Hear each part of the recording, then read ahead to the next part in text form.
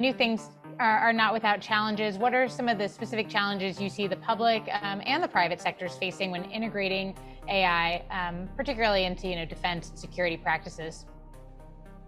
Yeah, so I mean, I bet you can guess the biggest one. It's actually it's the dang killer robots. We continue to pay this kind of curious debt to Arnold in the Terminator movies.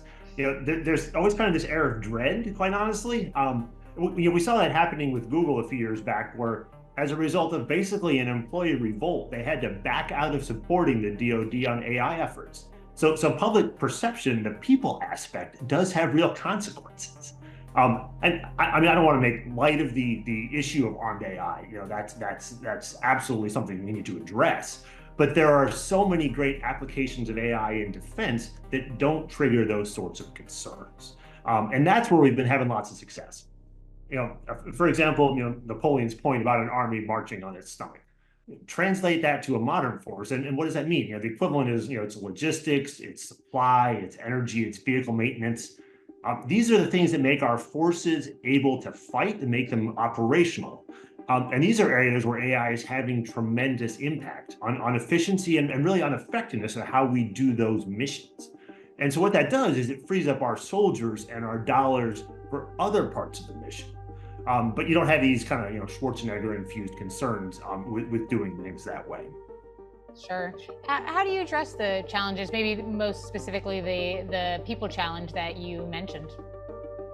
Yeah, it's really just a matter of getting people comfortable with it, and quite honestly, we've been rolling AI into the Department of Defense for numbers of years. About a year ago, when ChatGPT came on the scene, that's helped in many ways because people are just recognizing there's more of it going around.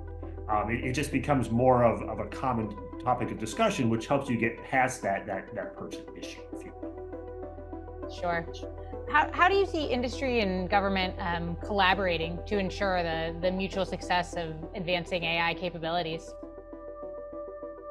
So, I mean, industry is key here because that's where you really get all the technical innovation. The government's not going to advance without industry's support. So a particular area where we're collaborating is around explainability. And what I mean by that, what I mean by explainability is as an AI user, I want to know what the reasoning is behind the recommendations and the outputs that come from those AI models. The government in this case is actually a tremendous forcing function for this. Because of the nature of the defense mission and also because of the types of personnel. It does come back to the personnel who are in the defense community. Back to my previous operational readiness example. If you're an aircraft maintainer in the DoD, you're going to be highly skeptical of a magic box that suggests the timing to order parts or the sequence to repair an aircraft. You've got to be able to clearly justify what's happening and then kind of explain that model result. So in that sense, it's a great environment to make sure that explainability is foremost. Otherwise, DoD folks simply won't use the AI tools.